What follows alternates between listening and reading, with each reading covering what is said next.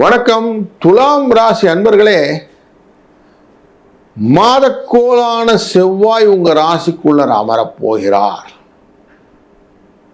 அவர் உங்களுடைய ராசியின் 7ஆம் இடத்துக்காரர். களத்திரம், தொழில் அப்படிங்கிற விஷயத்தில் நிறைய மனத்தில் குழப்பங்களை கொண்டு வந்து சேர்க்க போகிறார்.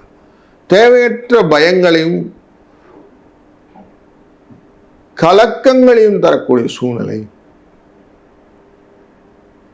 ஒரு நல்ல வாய்ப்புகளை எல்லாம் நம்ம மிஸ் பண்ணிட்டோமே, எப்படா நம்ம செய்யலாமா அப்படின்னு எண்ணங்கள் கொண்டவர்களுக்கு இந்த மாதம் ஒரு வரப்பிரசாதம்.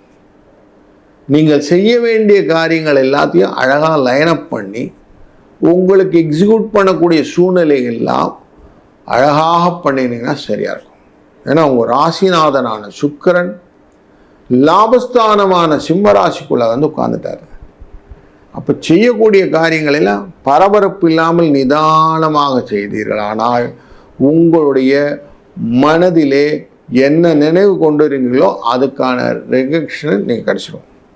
ஸோ மனசில் நீங்கள் அழகாக நீங்கள் என்ன பண்ணணும் தீர்மானம் பண்ணிட்டீங்கன்னா அதை மன நிறைவை கொடுத்து விடும் அப்படிங்கிறத நல்லா புரிஞ்சுக்கிடுங்க. உங்களுடைய சின்ன வட்டமான சுயநலத்தை கொஞ்சம் விட்டு பொதுநலமான மனதுக்குள்ளே போகணுன்றதான் கேதுவுடன் சேர்ந்து இருக்கிற சுக்கிரன். அதனால் கொஞ்சம் ஆடம்பர வாழ்க்கை அப்படிங்கிறத கொஞ்சம் பண்ணும்போது சோஷியல் லைஃபையும் மனசில் எடுத்துக்கோங்க. இந்த யோகங்களில் கேது சுக்கிரன் சேர்ந்து இருந்தாக்க சந்நியாச யோகம்னு உண்டு.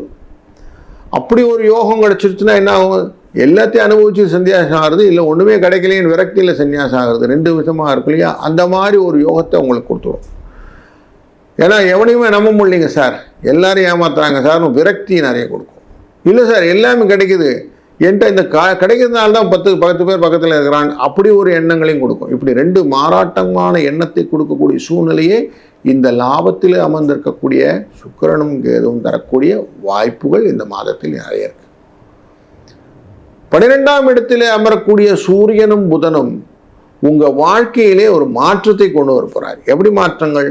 தேவையில்லாத விஷயத்துல எல்லாம் பணம் கிடைச்சிடும். சனி பகவான் பார்க்கக்கூடியது 6ஆம் இடத்துல இருந்து பார்க்கிறார். காசே வராதுன்னு நினைச்சேன் சார், கொடுத்த காசு எள்ளுன்னு நினைச்சேன் சார், ஆனா பார்த்துக்கங்க வந்துடுச்சு சார் அப்படின்னுவீங்க. கடன் கொடுத்த இடத்திலிருந்து பணம் வந்துவிடும். உங்க எதிரி உங்களை விட்டு ஓடுவதனாலே பணம் உங்களுக்கு கிடைத்துவிடும். வழக்குகள் உங்களுக்கு சாதகமான பலன்களை தந்துவிடும். அதனால கொஞ்சம் பைசா வர்றதுக்கு வாய்ப்புகளும் உண்டு. சூரியன் 12ஆம் இடத்துல இருந்து கொஞ்சம் விரயமும் உண்டு, அதையும் சொல்லணும். கொஞ்சம் வியாதி ரிலேட்டடாக மருத்துவ ரிலேட்டடான கொஞ்சம் இதுவும் உண்டு. ஆனால் உங்கள் கட்டுக்குள்ளே இருக்கும். மனசில் நீங்கள் என்ன மாதிரி நினைக்கிறீங்களோ அந்த மாதிரி லைன் போடக்கூடிய ஒரு அழகான ஒரு சூழ்நிலையை இந்த மாதம் உங்களுக்கு எடுத்துக்காட்டாக பண்ணி கொண்டிருக்கிறது.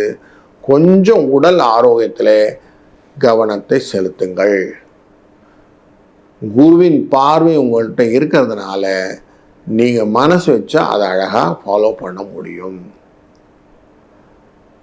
9ஆம் இடத்தில் இருக்கக்கூடிய குரு உங்களுக்கு வாழ்க்கையின் நெறிமுறைகளை சொல்லிக் கொடுப்பார்.